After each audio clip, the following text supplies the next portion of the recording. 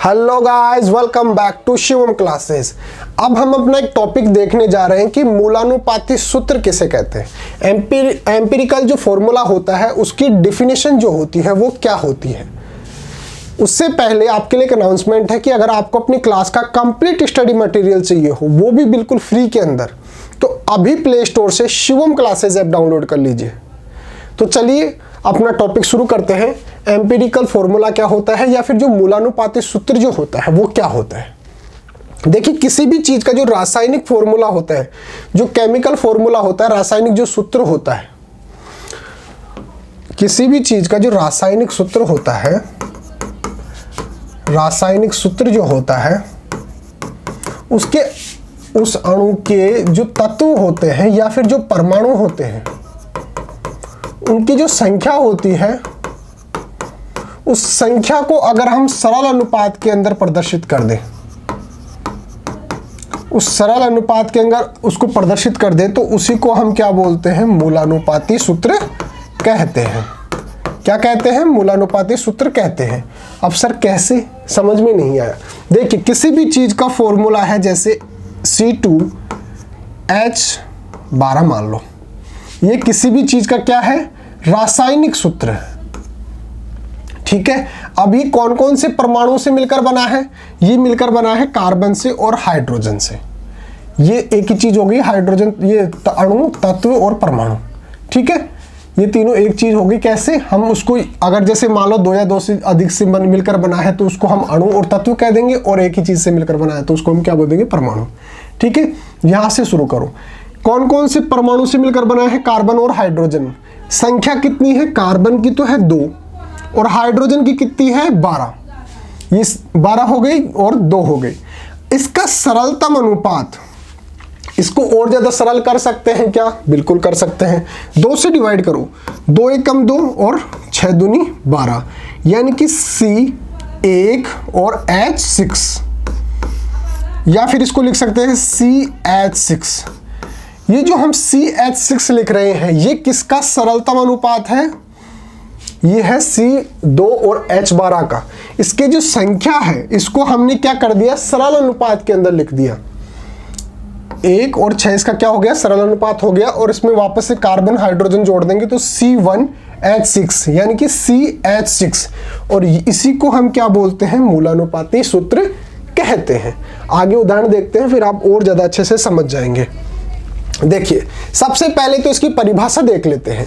किसी यौगिक का मूलानुपाती सूत्र उस यौगिक में विद्यमान तत्वों के परमाणुओं की संख्याओं का सरल अनुपात जो होता है उसी को यह प्रदर्शित करता है। कोई भी जो यौगिक है उसके अंदर जो तत्व उपस्थित है, उनके जो परमाणु है, उन परमाणुओं की संख्या का सरलतम अनुपात को ही हम क्या बोलते हैं, मूलानुपाती सूत्र कहते हैं, एम्पिरिकल फॉर्मूला कहते हैं।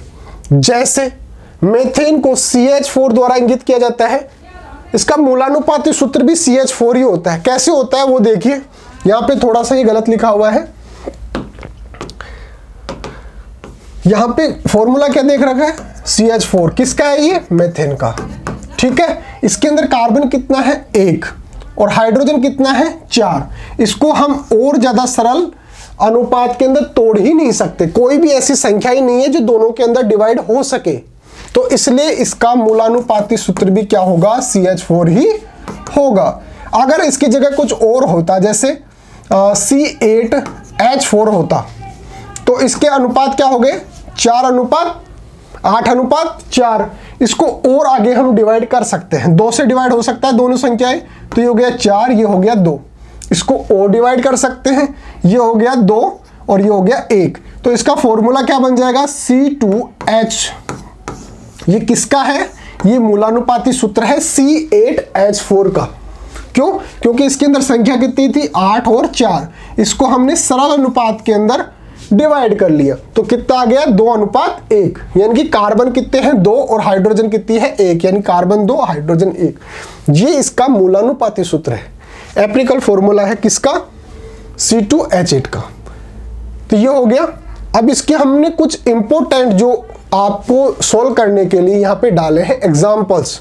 इनको आप बार बार सोल्व करेंगे तो आप समझ जाएंगे कैसे, वो देखिए। वाटर को क्या लिख सकते हैं, H2O।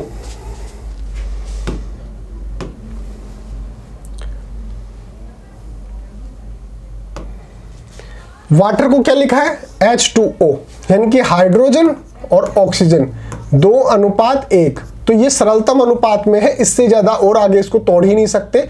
तो इसका एम्पिरिकल जो फॉर्मूला है वो भी यही हो जाएगा, इसका मूलानुपाती सूत्र भी यही हो जाएगा। ग्लूकोज C6H12O6, इसको आगे डिवाइड किया जा सकता है, कैसे, 6, 12 और 6। ये 2 से डिवाइड हो रहा है, 6 से भी हो रहा है, तो 6 से ही कर दो डायरेक्ट।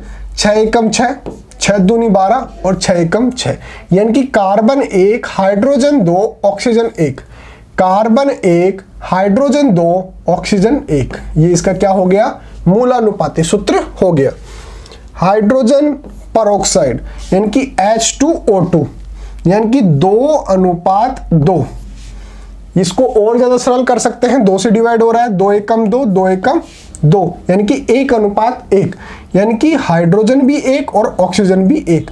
तो ये क्या हो गया, इसका मूलानुपाती सूत्र हो गया। Butane C4H10, 4:10।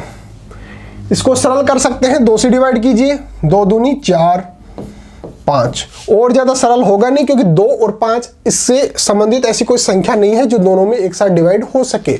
तो ये इसका क्या हो गया, ये हो गया सरलतम अनुपात। तो ये कार्बन हो गए कितने, 2, हाइड्रोजन कितनी हो गई, 5, यानी कि C2H5।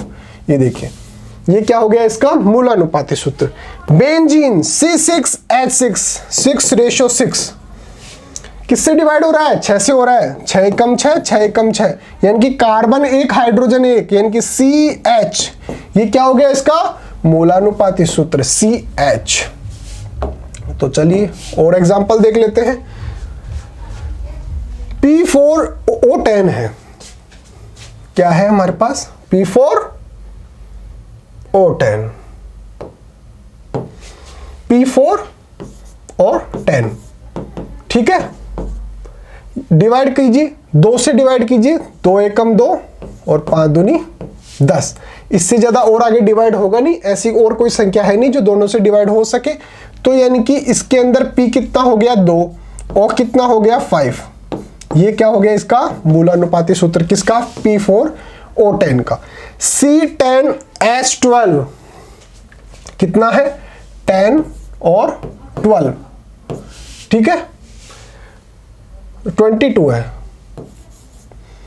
2 से डिवाइड कीजिए, 5:11। अब आगे कोई ऐसी संख्या है नहीं जो दोनों से डिवाइड हो सके। तो ये क्या हो गया, इसका मूलानुपाती सूत्र। C तो कितना हो गया, 5, और H कितना हो गया, 11। C5H11। आगे है C6H18O3, कितना है, 6, 18 और 3। ऐसी कोई संख्या देखिए जिससे ये तीनों डिवाइड हो जाए। 3 से हो रही है, 3 दूनी 6, 36 18 और 3 एकम 3, यानी कि कार्बन कितना हो गया, 2, हाइड्रोजन कितना हो गया, 6, ऑक्सीजन कितना हो गया, 1, यानी कि C3H6O।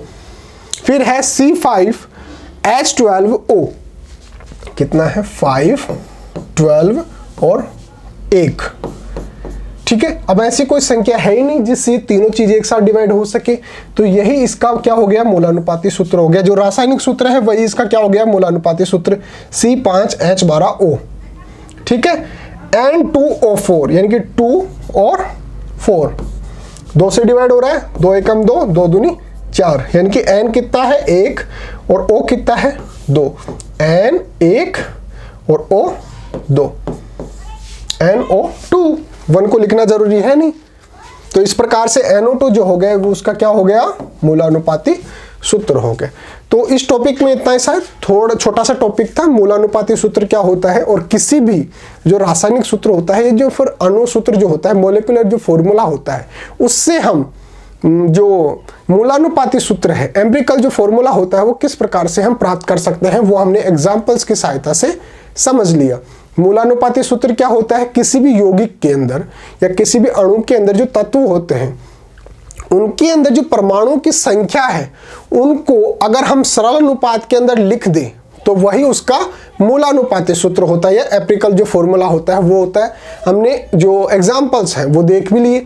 और ऐसा भी हो सकता है कि रासायनिक सूत्र या फिर जो अणु सूत्र होता है वो और मूलानुपाती सूत्र एक भी हो सकते हैं और अलग अलग भी हो सकते हैं। एक कैसे हो सकते हैं, अगर उसको सरल किया ही नहीं जा सकता, जैसे CH4 की हमने बात की 1:4, ऐसी कोई संख्या है ही नहीं जो 1 और 4 को पूरी तरह से एक साथ डिवाइड कर सके, ठीक है, तो वो क्या हो गया, सेम हो गया। लेकिन H जैसे H2 और O 12 हो गया, तो 2 और 12 के अंदर 2 से डिवाइड हो जाएंगी दोनों चीजें, तो 1:6 हो गया। तो इस प्रकार से एक भी हो सकता है और डिफरेंट भी हो सकता है। फिर भी आपके मन में कोई क्वेरी रह जाती है तो आप कमेंट करके पूछ सकते हैं, आपकी पूरी सहायता की जाएगी। Okay guys, thank you so much. और प्ले स्टोर से शिवम क्लासेज ऐप डाउनलोड कर लीजिए। Thank you so much.